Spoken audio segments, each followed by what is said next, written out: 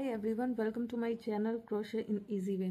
आज का ये वीडियो भालू का ये कान और एक फेस बनाने के लिए है, जो कि बच्चों के हुड में लगाने के काम आता है। और ये बहुत ही सुंदर लगता है बच्चों के हुड में या स्वेटर में।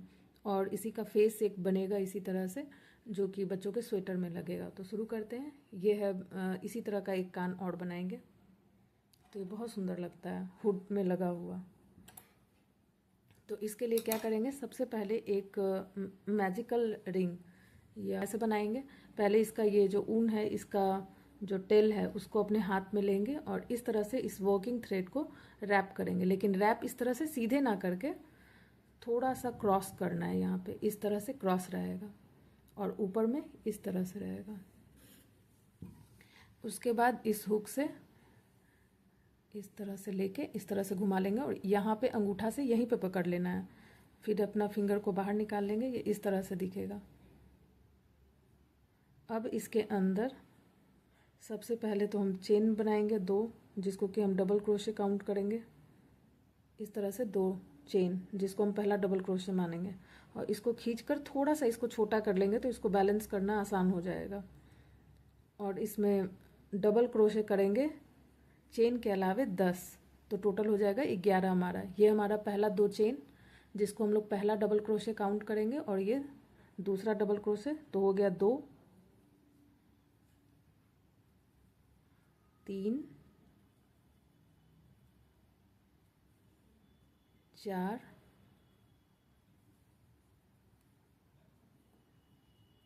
5,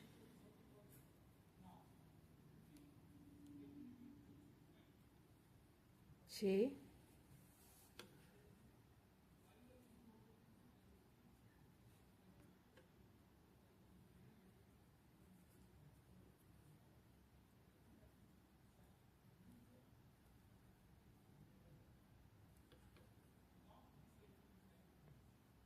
7,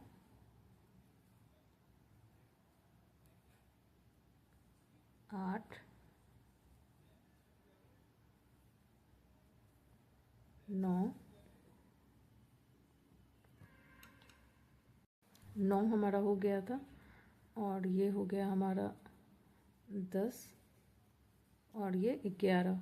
तो टोटल इस रिंग में, मैजिक रिंग में 11 डबल क्रोशे है। पहला 2 चेन को भी हम एक डबल क्रोशे काउंट किए हैं। अब क्या करेंगे, इसके टेल को खींचकर और इसका बीच का जो ये स्पेस है, इसको पूरा टाइट कर देना है, जिससे कि ये इसका बीच का गैप खत्म हो जाए। ये देखिए बिल्कुल बढ़िया हो गया। इस तरह से इसके पीछे जो टेल था, इसको खींच के ऐसे कर दिए। अब इसको यहाँ ज्वाइन करना है। तो ज्वाइन कैसे करेंगे, स्टार्टिंग का जो 2 चेन होता है उसको छोड़ देना और तीसरा चेन जो होगा ऊपर में जो स्टिच दिखेगा, यहाँ पे हम लोग इसको ज्वाइन करेंगे।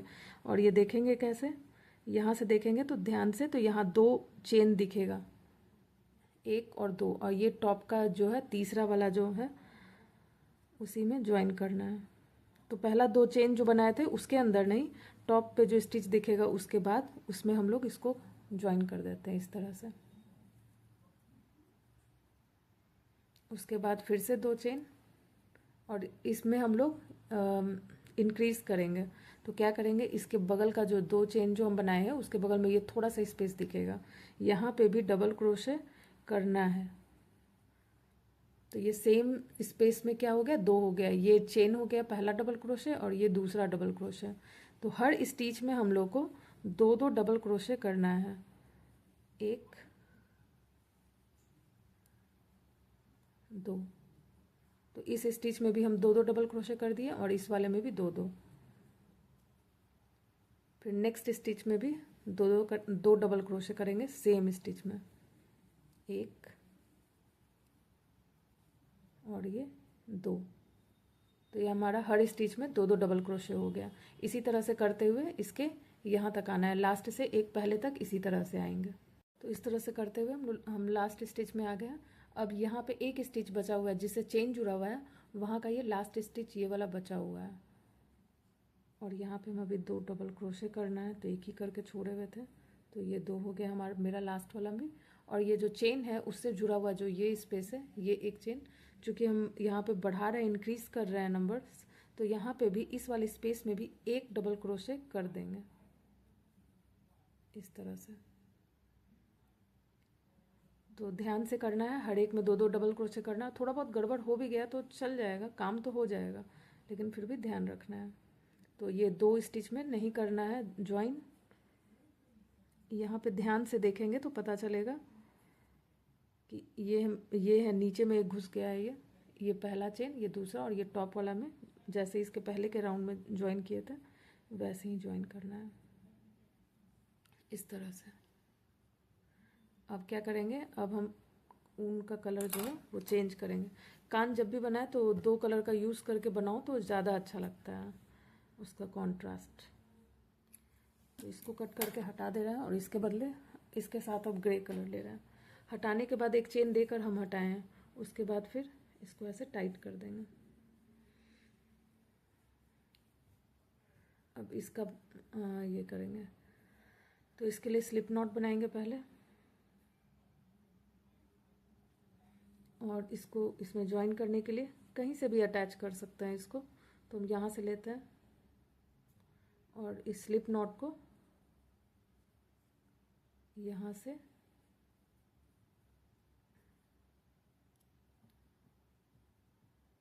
यहाँ ऐसे ले लेना है और इसके पीछे में स्लिप नॉट को थोड़ा टाइट कर देना है।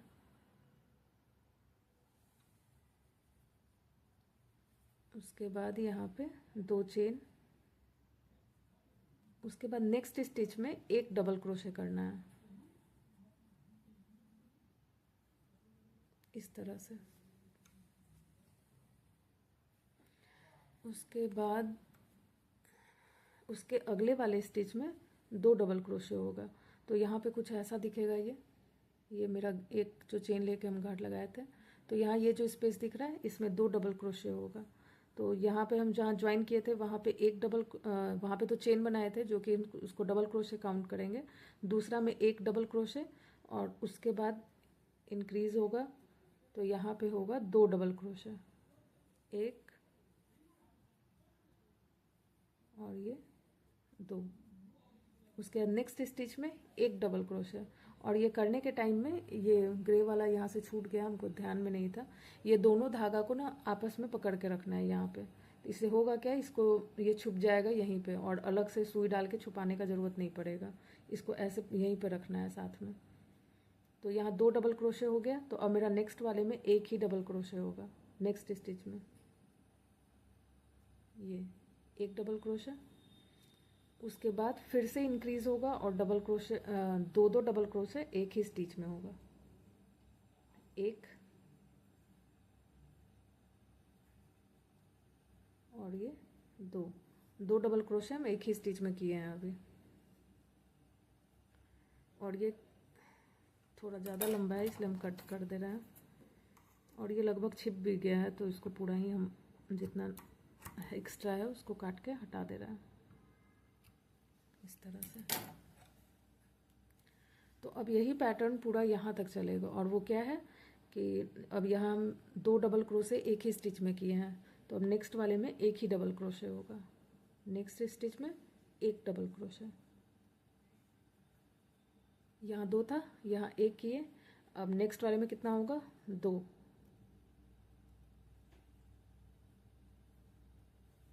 एक और ये 2, फिर नेक्स्ट वाले में एक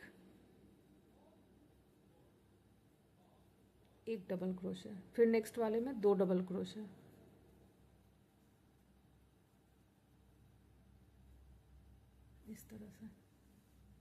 इस तरह से।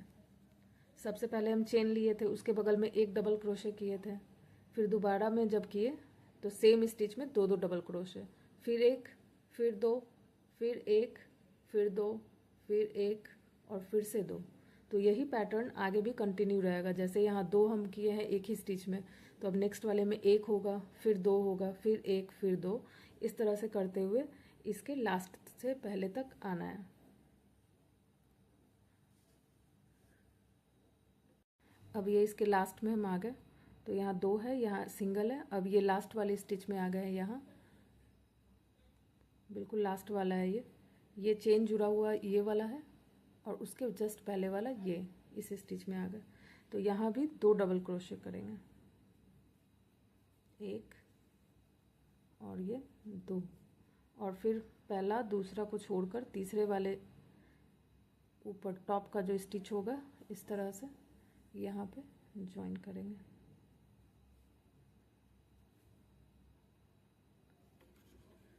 इस तरह से सेम पिछले वाले राउंड की तरह ही यहाँ पे ज्वाइन किए हैं। उसके बाद फिर अब एक अगले वाले राउंड में क्या करेंगे, 2 चेन उसी तरह से लेंगे, लेकिन अब कोई भी इंक्रीज नहीं करना है इसके चारों तरफ, अब को बिल्कुल नहीं बढ़ाना है। तो अब क्या करेंगे, ये जो चेन है इसके बगल में यहाँ पे स्पेस दिख रहा है, और उसी तरह से इसके पीछे भी एक यहाँ पे थोड़ा सा छोटू सा स्पेस दिखता है यहाँ का।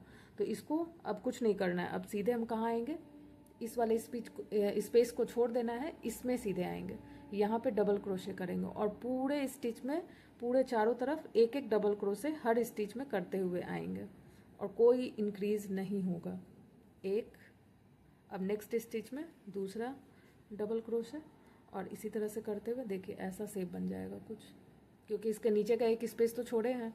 और ऐसा करने से क्या होगा कि ये हम इंक्रीज नहीं करेंगे तो ये कान का ये वाला शेप जो है, ये उठा हुआ वाला शेप ये आ जाएगा, ये ऊपर की ओर आ जाएगा इस तरह से, जो बहुत अच्छा लगेगा देखने में।